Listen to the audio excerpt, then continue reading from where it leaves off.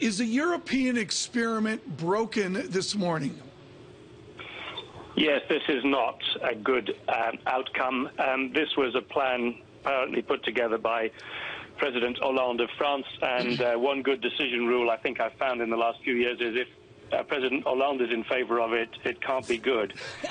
This is a further kicking of the can down the road. I don't think it's a stable situation when you have one country in the Eurozone with its administration being run by the European Commission.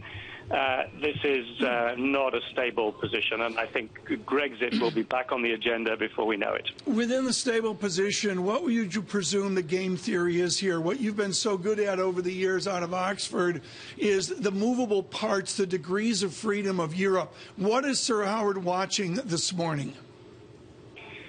Well, I think, first of all, we do have to watch the sentiment in Greece and in the Parliament. It's not at all clear that this will go through.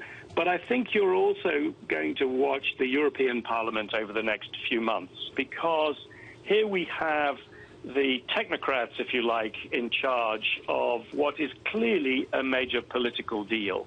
And I think increasingly people are starting to realize that there's a dislocation here between politics and economics in Europe.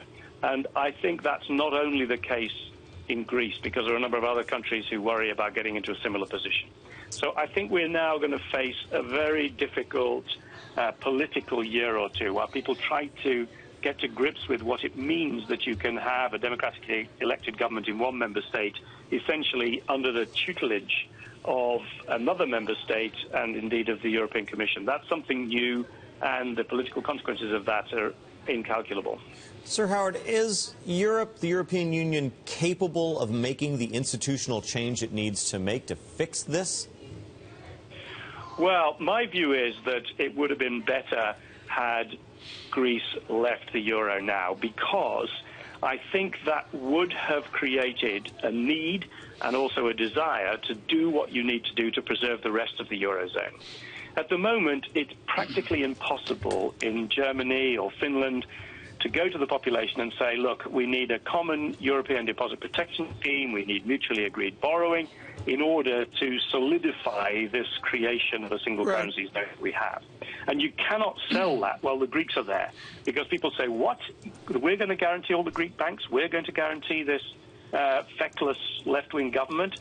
And that is impossible. I think what would have happened if Greece had gone would be that the rest would have done what was necessary to make it secure. Howard, I would be remiss if I did not ask you about banking in the United States and Europe. As we see the exit of chief executive officers, Mr. Jane, Mr. Jenkins at Barclays, what does that signal about European and United Kingdom banking? What is the new banking that you envision as you take new duties at RBS? I think that what is going on is that a number of banks are having to recognize, perhaps rather belatedly, that their strategy has got to change. It's going to be very difficult in Europe to be a universal bank in the sense that was possible before the crisis, with a combination of retail, commercial and investment banking. Particularly in the UK, you've got a ring fence where you have to put your retail banking in a separate entity. And I think what we're seeing is banks sort of wrestling with this. RBS did so last year, in fact, and decided to pull out of most of its investment banking. So there, the strategic change has been done. It's quite obvious that at Deutsche Bank and Barclays, the boards are still wrestling with quite how they can reshape those banks. And I think that'll happen in the next year or two.